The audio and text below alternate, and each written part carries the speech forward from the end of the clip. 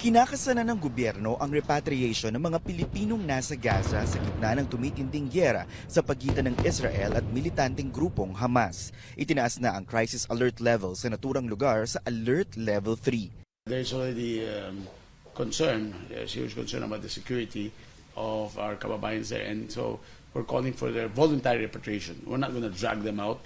Pag-isipan lang yung umuwi and we'll help you get home. Sa ilalim din ng Alert Level 3, hindi muna magpapadala ng mga OFW sa Gaza. Kumikilos na rin ang Embahada ng Pilipinas sa Jordan na siyang may jurisdiksyon sa Gaza para sa repatriation.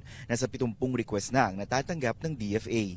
Pero aminado si Foreign Affairs Undersecretary Ed De Vega na hindi madaling mailikas ang mga kababayan natin sa ngayon dahil mainit pa ang sitwasyon. We are using diplomatic connections, and it's not just the Philippines. Other countries are having problems repatriating their nationals.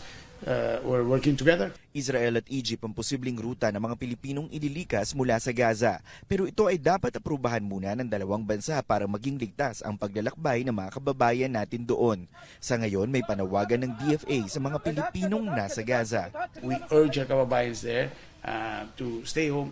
Lalo na, don't join Hamas rallies. Don't expose yourselves, because the Israelis are saying they will hit Hamas targets. Sumampa naman sa 22 OFW ang gustong magpa-repatriate mula sa Israel.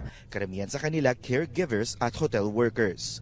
We're looking into the repatriation of OFWs who had requested repatriation already, and we're bracing for repatriation. So, abangan na lang ang karampatang anunsyo dito, because obviously we're preparing the flights and all that.